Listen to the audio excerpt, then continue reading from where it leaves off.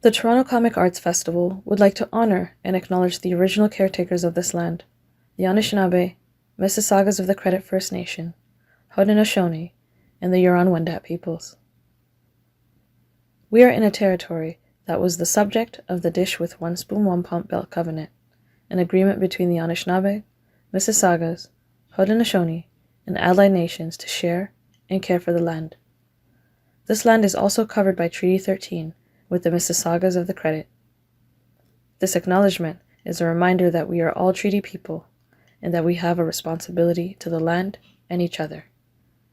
TCAF celebrates the long history of sharing stories on this land and is committed to increasing Indigenous voices and perspectives in our programming.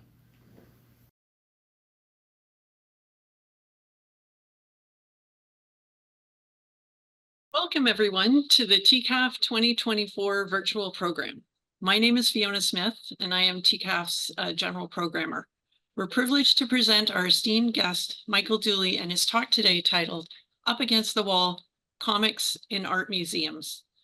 Michael is a designer, author, editor, and a professor at Art Center College of Design in Pasadena, where he created the course Design History of Comics and Animation. He also lectures at a variety of schools, conferences, and other venues around Southern California.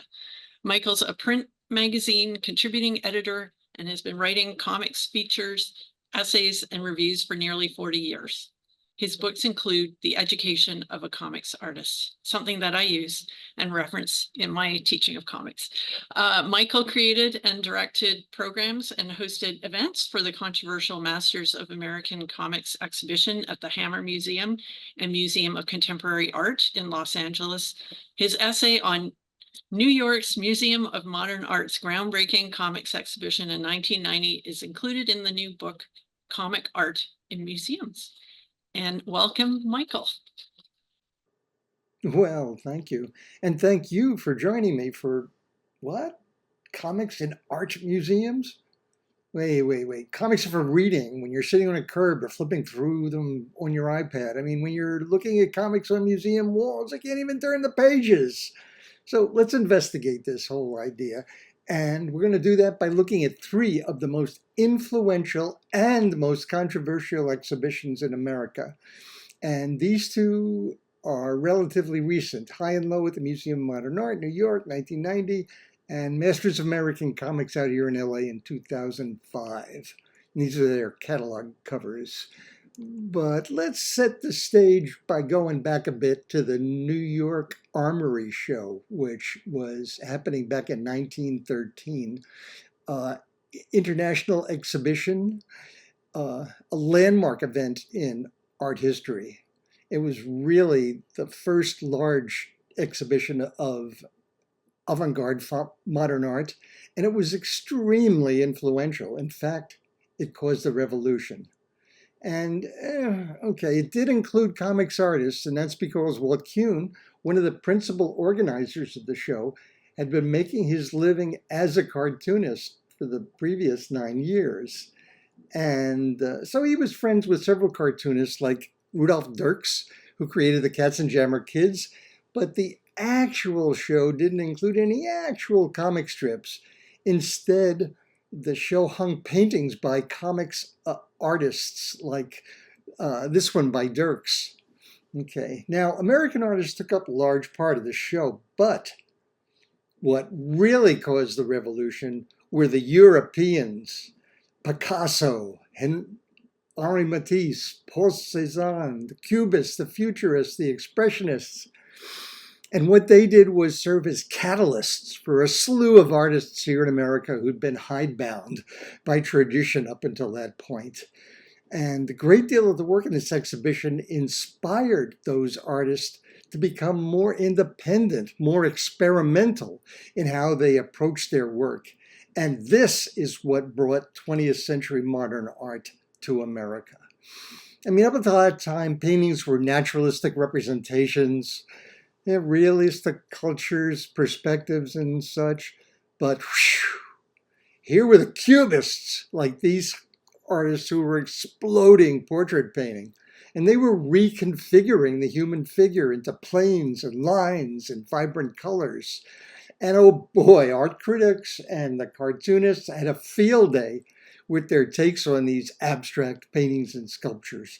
That one on the right is by Winsor McKay, who we'll be getting back to shortly. But now the one painting in the show that really even today continues to incite the most controversy is Nude Descending a Staircase #2 by the French artist Marcel Duchamp. And up until then, nudes in paintings in Europe and elsewhere were in repose, docile, and the thought of them upright and walking no less, well, that just sent the art world spinning. And Marcel was a man of his time. He was inspired by advances in technology. For example, Edward Muybridge's motion study, which actually goes back to 1887. And one critic called Nude an explosion in a shingle factory. And here's a parody in a New York paper, Rude descending a subway staircase.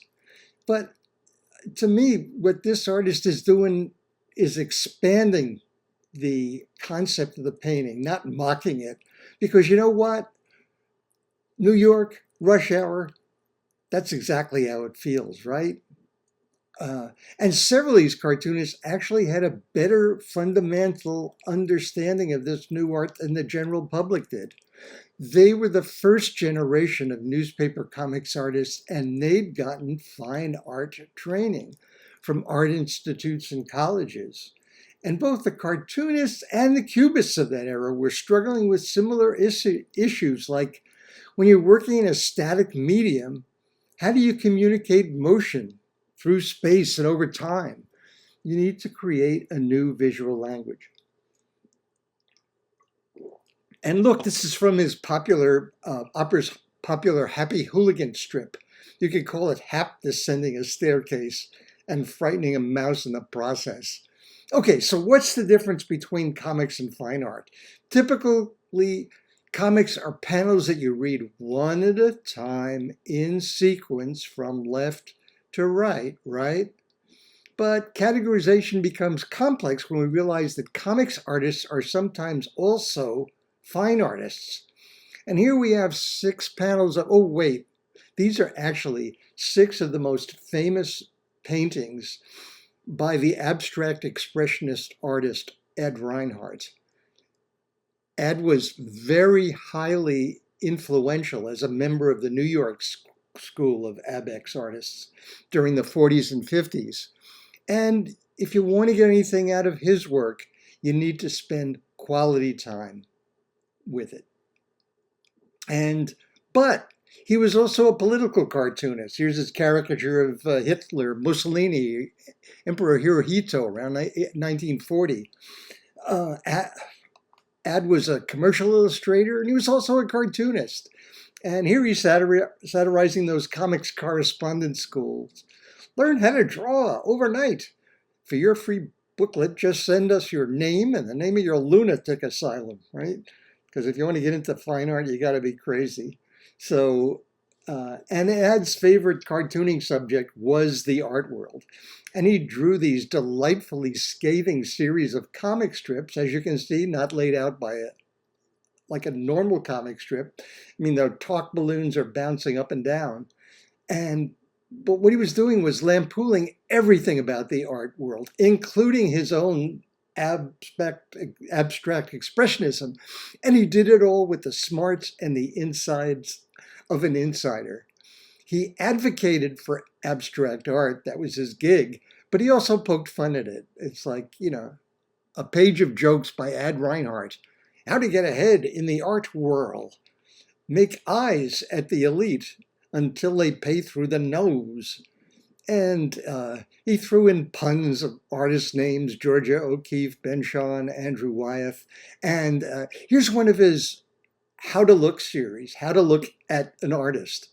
You go to the upper left, and there's Picture Maker on his pedestal, and a two-headed critic simultaneously praising the artist, but also shouting at the rest of the cartoon. Abstract art is foreign, it's radical, it's un-American, any child could do better. And then the payoff for me on this one is the two Cupids, with one saying, I don't know anything about art, but I know what I like. And the other one, yeah, isn't it nice that the obligation to be intelligent doesn't extend to the field of art? And Ad was an educator. Here's one of his explanations for modern art as in Cubism. And he's saying that if you think every painting should look real, then you're living in a previous century. And what he's done to represent this is he's drawn a picture frame in a gallery and presents it as a hole in the wall. Okay, a Cubist painting is a painting. It's not a picture, but a new object in the 20th century where traditional ideas of time and space are overturned. I mean, going from Isaac Newton to Albert Einstein, right? He's talking about abstract paintings, paintings about lines and colors and spaces, and that what you know, what you, the viewer, bring to the art is more important than what you see. Something to think about. And this is his recurrent gag line. Ha ha, what does this represent? Yeah, what do you represent? So, what is fine art and what is comics? And can they be both? Here's a major warning. Don't ever have this argument with a comics fan until you both agree that your definitions are in sync, because otherwise neither of you will ever win. Because they'll say that this comics artist is as good or better than that fine artist, which is apples are better than oranges argument. But then if you go comics are art and you ask them, okay, what are their criteria for art? You'll typically hear them define the art as, well, that's what I like. And, you know, in terms of comics and illustration and other terms, other definitions that don't apply to fine art. Okay, and everyone has their own criteria for fine art. There are plenty of criteria, and I have, you know, some choice ones as well. And this one happens to be an example by the Cubist Georges Braque from 1913. For me, the art that I enjoy reveals itself over time and space. But can fine art also be a subdivision of comics? Well, I say yes. And for that, we're going to go back to Marcel Duchamp, who is my favorite fine art comics artist over the past century plus. And it's like a year before this showed up at the Armory show, he was asked to change the title, take out the word nude. This was for an exhibition by the Society of Independent Artists in Paris. Paris, for Christ's sake. But he wouldn't do it. In fact, he just withdrew it from the show. And of course, he refused to do it because the title was that important to him. And it was so important that he painted it on the canvas, lower left, because it was essential. It was part of his joke because it was also his comics caption. Okay, yeah, he was joking. The way he started out joking back when he began his art career as a traditional single panel cartoonist. The kind of cartoonist where you see the cartoon once, you laugh, and you move on, you know, turning through the pages of the New Yorker or whatever. And so he was doing those at the beginning of his career, but his art, for me, can also be seen as captioned cartoons, such as this, his graffitied postcard of the Mona Lisa with the title Elle est chaud au cou, which, when it's pronounced in French phonetically, it becomes she's got a hot ass. And it appears to be a simple artwork. I mean, it's a postcard, but like Marcel's other art, it resonates with with jokes in various perspectives, such as Mona's mustache being a sly wink at Leonardo da Vinci's homosexuality, and his humor. The humor in Marcel's art is oblique and open-ended enough that the laughs aren't immediate ha-ha, but the jokes gradually reveal themselves to you as you go and revisit them. Okay? And Marcel was also partial to the cartoonist Rube Goldberg, the guy who'd come up with complex cockamamie inventions back in the teens and 20s. And Rube's comics were often darkly funny, okay? Here's his automatic suicide device. And so here's a magazine that Marcel published in 1929, New York Dada. Dada being a post-World War I anarchic anti-art movement. And what would happen here is he would be printing pages the pages would be designed where they'd needed to be read sideways. And when you come across these layouts, they also had that anarchic spirit with the text, the text is sideways, and he included another of Rube Goldberg's inventions. So here Rube Goldberg becomes a Dadaist as well as a surrealist. That's another story. So, and then there are Marcel's ready-mades. Your mass-produced objects that are given new context and thus transformed into art, such as this one where, again, Marcel's title is also a comics caption. 1915, In Advance of a Broken Arm. Okay. And now Fountain, 1917, another ready-made. And when Marcel first submitted this one to a gallery exhibition, an exhibition in which all submissions were supposed to be accepted and displayed, he was rejected once again. And now it's widely considered to be the most important revolutionary work of art in the first half of the 20th century. And yeah, your art history teachers will tell you that that's because it demonstrates how anything can be transformed into art. Well, yes, it's that, but it's also much, much more. And again, it's laden with multiple meanings. And some of them are subliminals, such as this joke about various religions. And some are semi-subliminal, like he actually submitted this piece under an alias, a call out to Bud Fisher's Mutt and Jeff, R. Mutt. So I consider it a single panel cartoon sculpture. What's the title? Fountain. Okay, could Fountain be another of Marcel's captions? Okay, close your eyes for a moment. What do you picture when you think of Fountain? Okay, now look at it. Right? It's upturned. It's placed on its side rather than up against the wall.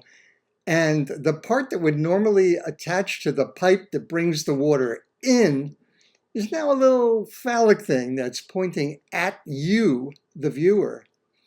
And if you used it in its new form as it was originally intended, well, it's with Fountain, Marcel wasn't just pissing off all his critics, he was pissing on them as well. Yeah, it's adolescent, sure, but Marcel was just being fed up with all the rejections he was getting and the lame excuses that they were giving, lack of appreciation. So, yeah, sure, it's adolescent, but part of the reason it's become so revered more than 100 years later is that its jokes, fine art jokes, continue to reveal themselves across time. Okay. And now, speaking of getting pissed off, we now come to High and Low, the 1990 exhibition at New York's Museum of Modern Art that was curated by the museum director Kirk Varnado and Adam Gopnik. And if you're a comics lover and you're told that what you're reading is low art, well, okay. But let's talk context, as in, what were the museum's curators trying to accomplish? Okay. And yes, they were saying that there are boundaries between what they're defining as high and low art forms, and yet across these boundaries, a rich and meaningful dialogue has been taking place. A pas de deux between 20th century fine art, modern art, and popular culture, in which each side appropriates and consequently transforms the other.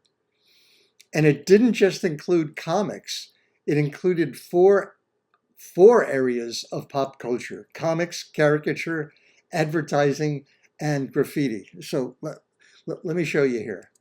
So to help you understand the concept, let's travel back to the turn of the 20th century. Up until then, people had been painting their surroundings, water lilies and cathedrals and such. But now what have you got? We got cities, industry. You know, here's Boulevard Saint-Michel in Paris. What do you got? Traffic, tracks, tall buildings, 5-story high billboards for bullion cubes. Artists are still painting their environments, right? That's what artists do. And we'll show an example in a second. And the challenge becomes, well, how do you represent these radical changes? So here's a Paris newsstand of its time with posters, newspapers, and magazines collaging themselves on top of one another. And look, more bullion cube ads. So, Picasso, he paints landscape with posters in 1912. And so you got bullion cubism, right? Where the cityscape becomes a pale backdrop to ads and logos and enormous bottled beverage, which preceded Andy Warhol's bottle by 50 years. And another example, 1913, Picasso's at an outdoor Paris cafe with Georges Braque, his drinking buddy. And while he's perusing the clutter of classified ads in the back of the paper, he spots a schlocky little retail clothing store ad with amateurish line art and a mishmash of lettering. But he's inspired to do things that have never been done before. I mean, up until then, if you were pasting down paper, you were scrapbooking. You weren't applying it to canvases. But Picasso, he was pasting these fragments from this ad, and also adding drawings and collages to create Au Bon Marché, a cubist collage. Okay, now give it a moment. It's not anywhere near as abstract as it looks at first glance. Consider this way. It could be representing something you might see when you're walking down the boulevard. It's a canopy storefront of an upscale clothing store with the lower scale department store, Samaritan. There's the damoiselle coquettishly peering out of the second floor window in her chemise. And notice how Picasso has included the massage ad that's just above the M. And Our Lady's price, $2.85, is conveniently floating beside her. And, and this is basically a couple of years after Picasso hit it big with his Demoiselle d'Avignon, which is basically a pretty raw picture of the prostitutes in a brothel.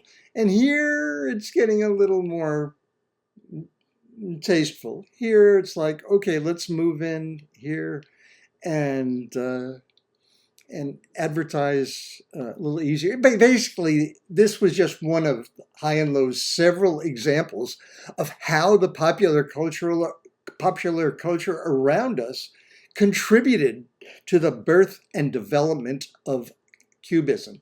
So that's what High and Low was doing. But it wasn't received well by most of the critics at the time. In fact, this show received both a high and a low browbeating, just on principle. Even before it opened, conservative art critics saw it as being populist, pandering to the masses. And liberal art critics saw it as elitist and driven by class distinctions. So Michael Kimmelman wrote in the New York Times back then that the comics seemed nothing more than captions beside the paintings and sculptures that they purportedly influenced. Mere captions. Ha! Well, you know what? Sometimes that's just how scale works. We'll get into that again in a bit. But it wasn't just art critics. Everybody knows about popular culture, which turns everybody who knows what they like, think about Ed Reinhardt's Little Cherub, into an expert, right? Even some guy named Mike Dooley wrote a lengthy article in Print, the graphic design magazine, complaining about how the show gave pop culture short shrift. And then there was this one artist that all the expert comics critics jumped on. Of course, Roy Lichtenstein. And the amount of hate that these critics have for Roy seems as intense today as it was 60 plus years ago. I mean, look at all the artists he's stolen. And their main gripe is that he's a plagiarist, a rip-off artist who didn't share his millions of dollars with the artists who were his source materials. You know, never mind that back in the early 1960s, he was barely getting by on the sales that he managed to make. And the people who bought and owned and resold his art from back then, they're the ones who are raking in the big bucks. You know, plus he was never sued for plagiarism, okay? And even if he was sued during his lifetime, he could only have been sued by DC or Marvel because artists back then were just work for hire. It was the comics companies that owned the art. And well, DC's been ripping artists since 1940. Anybody remember Jerry Siegel and Joe Shuster, the creators of Superman? Okay, so here we are inside the museum. Let's see, there in the back wall, it's Crazy Cat. And over to the left are some comics-sized comics under a Roy Lichtenstein microscope artwork, which I thought was a great joke about scale that the curators did there. And okay, we'll be getting to the blonde on the right shortly, but here are examples of Roy's two primary subjects, war and romance. And we don't have time to talk about any of the other artists in the show as it is. You know, even Roy alone would take up an entire semester. So let's just go with him for now. And Drowning Girl, 1963. There it is. Okay, so you're an artist. You see a comic book. You could paint it like this, you know, for your artwork. Or you could come in and paint it like this. Or you could get even closer and paint it like Roy did. Because that's what artists do. They compose their subject matter. They frame it. But comics artists were objecting to how it was framed. You know, too tight. And, oh yeah, and Roy's not given credit, damn his hide. You know, but back when this particular comic was first published, nobody got credit. The artist, the writer, the letterer, the colorist, etc. But even for the ones that Roy appropriated that were given credit in their comic books, fine artists were never obligated to include that or anything for that matter with their art. Artists, fine artists should want to allow their audience to bring as much of themselves as possible to their experience. Again, back to the Ed Reinhardt quote. And getting into sources and other contexts, that's the job for curators and art critics, really. But comics artists' complaints so often boil down to, why can't this fine artist follow the rules of commercial artists? Okay, so now it's painted, not printed. And with noticeably different dots, and scale, well, you could just go on and on. And good artists borrow, great artists transform, okay? And let's take a closer look while we're at it at something that the comics critics don't talk about, which is the story itself, the context, the content. And guess what? It's hack work, and it's horrible. And any self-respecting artist should be glad not to be blamed for this. Okay, let's take a second to read this. Girl's got cramps, all right? Oh, and I was the ugly duckling in my family with 4 beautiful, popular sisters, but no one ever dates me. Yeah, who can blame them? Just look at how ugly she is. So the story goes on. She sees a stalled car and offers help. And there's Mal, and his first words to you are, run along, little girl. I need a mechanic, not a fugitive from kindergarten. Endearing, right? Boy, is he ever a catch. And another page. We're skipping some because this one's 8 panels. And which one does Roy pick here for another painting? He has a choice of all of them.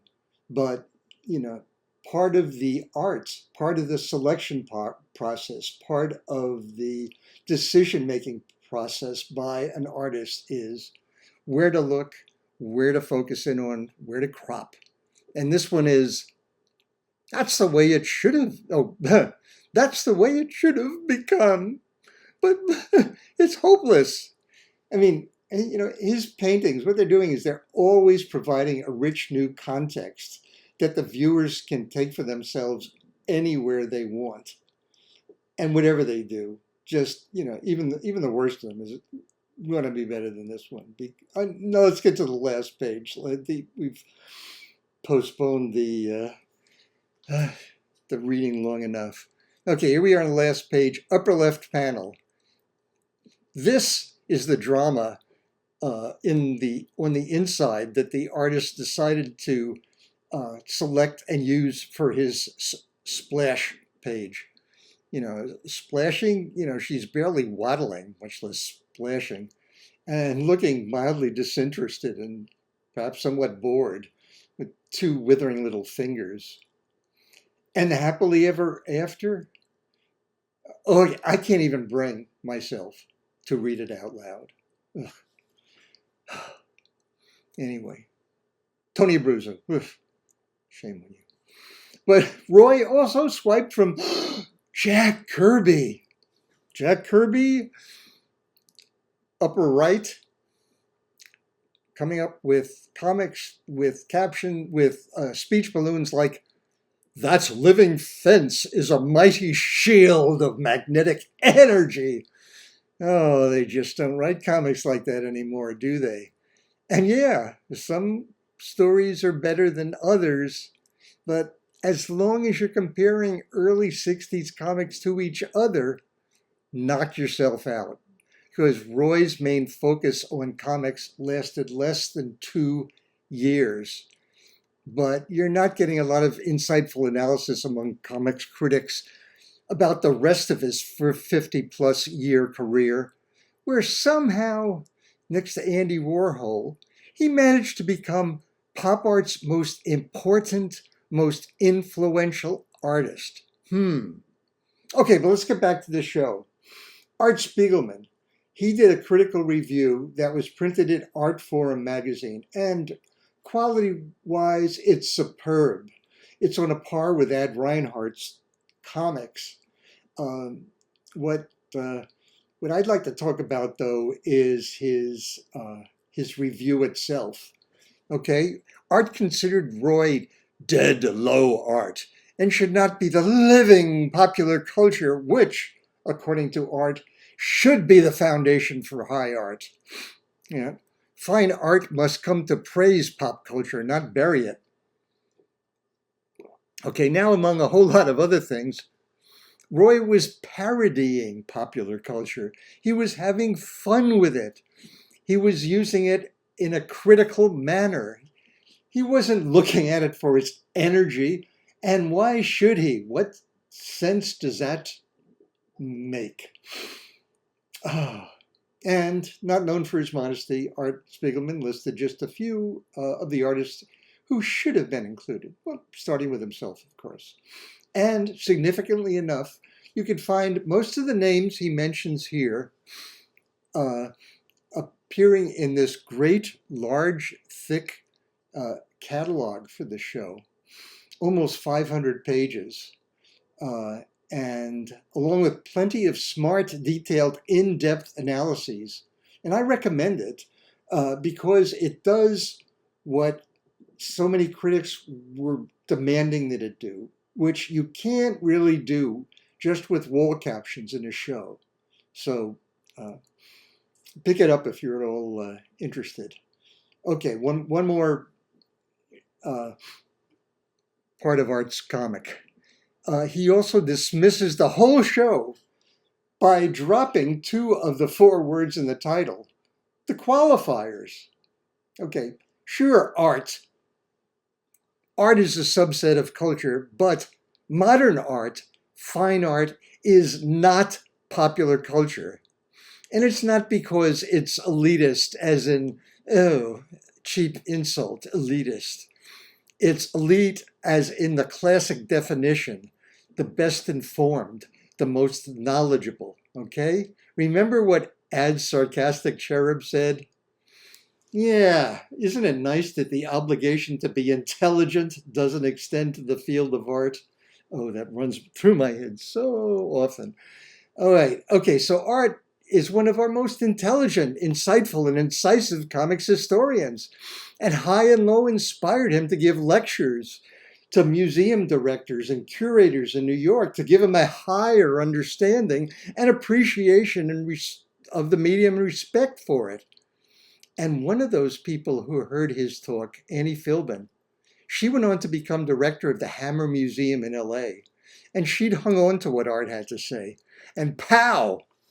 She installed a large-scale exhibition of artists who shaped the development of American comics over the past century, with a show that was curated by Brian Walker, son of Beetle Bailey's Mort Walker, and John Carlin. And how was this one received by the New York Times, Kimmelman? Well, 15 years after his high and low review, as he walked through the galleries with his friend Art Spiegelman, well, he gave it a thumbs up. But who was not favorable to the show? Well, that would be the comics fans who, surprised, had small opinions about comics artists. And attacks were coming from all sorts of different directions. And often it was just, Masters show, calling themselves Masters. Well, they should have included the Hernandez brothers, Linda Barry, insert your favorite artists here. Got a whole several busloads of armchair curators, if you can have armchairs and buses. But, it takes a certain amount of awareness of the full complexities of curating a show of this size and scope. So let's see, what should we do? Why don't we take a walk through, okay? We got a little time left. Okay, first half of the show focused on comic strips, turning around the turn of the century. And McKay was just one of a ton of artists who were making great breakthroughs because all of the comics artists back then were working during the birth of the medium. There were no rules. Anything goes. But it was Winsor who made the greatest strides. He was a master fantasist exploring dreams and transformations. His most well-known strip was Little Nemo, a children's story. But what really made him extraordinary for me was his hallucinatory dreams of the rarebit fiend. And he also played a large part in the birth of animation. Oh, and as we walk through the galleries, notice the various new ways that you can experience the original art in the printed pages. Okay, and our second artist is Lionel Feininger. And here, before we get too far into the show, is where I'm going to do my own master should have. Okay, ready for that? So but I'm doing in the context of curators who need to make the call. I actually worked on the show doing events for them, giving walkthroughs, putting together programs, and so it was privy to some of what was going on, and part of that was who goes, and if somebody goes, then who do we replace them with? Okay, Feininger created 2 strips. Kinder Kids, the characters explored the world in a bathtub. And Wee Willie Winky's world with anthropomorphic scenes like this. Visually stunning. But together, the 2 strips lasted less than 2 years. And all the other cartoonists had careers that lasted decades. Plus, his strips were also way similar to McKay's. And during that same era, and you don't overlap, which is one of the things that the show maintains through the rest of it. But basically these strips were a launch pad for Lionel's actual career as a celebrated expressionist painter and a key member of the Bauhaus School of Design in 1920s Germany. And I suspect he was chosen for his name recognition in the wee fine art and design worlds. But who would go in his place? Whose strips fit comfortably into that time period? Who introduced an unrivaled wealth of innovation, and who generated an equally abundant wealth of inspiration? Well, Nell Brinkley, whose career lasted nearly 4 decades. And back then she was known as the queen of comics. And she was dealing with content that none of the other artists covered. Her comics told the story of women from the turn of the century with her iconic Brinkley girl, who actually replaced the Gibson girl. And she took it through to female empowerment during the roaring 20s and 30s. Look at her evolution. Here's her detective, Mary Shanley, capturing armed robbers in New York City. And notice how her art, beautiful art, transitions from Victorian Nouveau to stylish Art Deco. And then we got George Harriman, who interestingly hid his identity as a black man over his entire career, but that's a topic for another time. But his masterpiece was Crazy Cat. The tale of a lovesick cat, a brick-flinging mouse, and a police officer dog in this constantly transforming Arizona desert. Crazy ran every day from 1913 to 1944. And it remains unequaled just for exquisite lyrical poetry. Okay, Elsie Segar. In the 1920s, E.C. Segar had a Thimble Theater comic strip that had these comics cliffhanger adventures. And it wasn't until 10 years down the road that he introduced this salty sailor. And you all know the rest, right? And people say that that page on the right proves that Popeye was comics' first superhero. And sure, why not? Frank King, Gasoline Alley, Middle Class Suburbia. And all these comics are reflecting the ambiance of the time, the culture, the society, of the times. And this was a great time for suburbiaism, but it was also when, with Frank getting his characters married, having families, and aging along with the readers, which was revolutionary in its time. And just look at those stunning creative layouts. Oh, all right, Chester Gould, Dick Tracy, comics' first hard-boiled detective, bold and starkly rendered, and crammed with violence, torture, and murder, making it unlike any other comic strip at the time, right?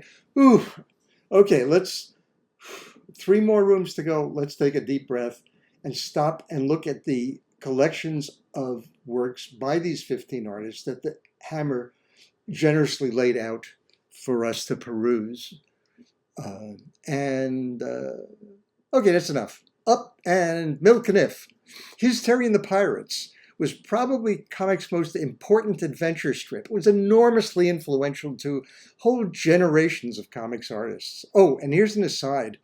Spiegelman preferred Roy Crane, who pioneered the adventure comics genre with strips like Buzz Sawyer. Now, personally, I also prefer Roy to Milt, but he just wasn't anywhere near as influential.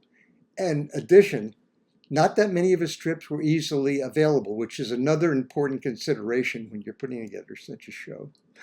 Oh, Schultz. Peanuts. What can you say, right? We all know it. Bunch of kids. Simple premise, simply drawn, but yet so incredibly complex in its portrayals of emotions. Frustration, loneliness, hope.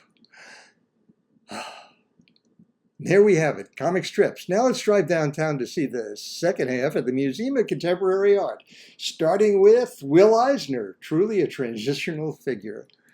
Around 1940, folks were switching to this new format called comic books, but Eisner was starting out as a comic strip guide, and he actually pioneered the wraparound all-color comics Sunday supplement with cover pages like these for his episodes of a masked crime fighter called The Spirit. And Will is often called the father of the graphic novel for his book of short stories, first published in 1978. And then we're back to Jack Kirby, right? King of comics. His career took shape with the birth of comic books back in the 1940, when his Captain America was fighting fascism even before America entered the war. And his career extended through the 60s and 70s with Marvel and DC superheroes. So Harvey is my personal favorite, I have to confess. Creator, editor, writer, artist of Mad. Back in the early 50s, when it was just a humble 10-cent comic book. Mad was the first of its kind, revolutionary with its groundbreaking satires and parodies like Super Duper Man, which he art directed Wally Wood on, one of the people he art directed. And this story alone was tremendously influential. In fact, Alan Moore cites this as the prime inspiration for his Watchmen. And during the Korean War, Harvey's war comics were far superior than all the others with their jingoistic propaganda. These comics showed the human face of combat. And as I see it, personal favorite, his Goodman Beaver stories were his crowning achievement, something I believe is well worth seeking out. Okay, Bob Crumb, who cites Harvey as his primary source of inspiration. And if you're going to choose just one person to represent the underground comics with an X, there's no competition, right? And Art also cites Harvey as the main reason he became a comics artist. All right, incredibly diverse career, groundbreaking, revolutionary in so many ways. And he keeps on doing it, full speed ahead. I recommend the book Breakdowns if you want a visual treat. Okay, now Gary Panter. I felt of all the artists in the Master Show, Gary's was the one that seemed most at home on the museum walls. Okay, now Gary's name may not be as well known as the others, but he's a powerful representative of what we see as the alternate experimental comics sensibility and spirit. He really does a good summation, and pretty much all the old comics people can be wrapped around him and art and one other comic that we've got, so we got going. Okay, for reference, if you don't know, Gary, his 1970s punk music posters inspired Matt Groening's Simpsons hairstyle and design. And he also worked as a designer on Pee-wee's Playhouse. All right, enough of that. Okay, we're going to conclude our walkthrough with Chris Ware, okay? Oh, Chris, he'd already been exhibiting at museums for years before this show. Yeah, he had the jump. In fact, he was the first comics artist ever to exhibit at the Whitney's Biennial back in 2002. And, all right, so both the shows we talked about, they were vilified in their time. But if it wasn't for Moments High and Low and Spiegelman loudly complaining about it, there'd be no Masters. And without Masters, you wouldn't be seeing the enormous numbers of comics exhibits that we see everywhere now, from local galleries to major museums all over the world, like the Louvre here. Oh, and a quick plug, if you're interested in investigating this topic any further, there's Kim Munson's Comic Art in Museums, which is a 400-page paperback, which I contributed to, but yeah, me and about 3 dozen other artists. So enough of that. So here's a very good recent exhibition at the Art Gallery of Hamilton a couple of years ago. And this one featured great Canadian comics artists like Seth and Mark Bell and Julie Doucet. Oh, and if you haven't yet gone to a comics exhibit, please treat yourself, seek out a few. And also, I'd hope that everyone would take a look at artworks of the art in museums and galleries as well. And do it with a mustachioed Mona Lisa glimmer and smile, because who knows, you just might find some comics hiding out in the midst of all those paintings and sculptures. Oh, well, thank you for joining me in our walkthrough of comics in art museums. Thank you so much, Michael. Thank you for your informative talk, and also thanks to Jalen Innes, our production manager. And to our audience, please mark your calendars for May 11th and 12th as TCAF unfolds. Additionally, our digital marketplace commences on May 3rd and concludes on May 24th. Explore the exciting lineup of creators and events on our official website, TorontoComics.com, and stay informed with timely updates on our Instagram handle at TorontoComics. And missed any part of the action? Fear not, as all our digital programs are available for retrospective viewing on our YouTube channel, Toronto Comics, and immerse yourself in the wonderful digital programs to come. Special thanks to our programming sponsor, Seneca College School of Creative Arts and Animation, and special thanks to our presenting sponsor, Toronto Public Library. And TCAF would also not be possible without the support from the Canada Council for the Arts, the Ontario Art Council, Toronto Art Council, and the Government of Ontario. Thank you so much, Michael, and to everybody else, see you at TCAF.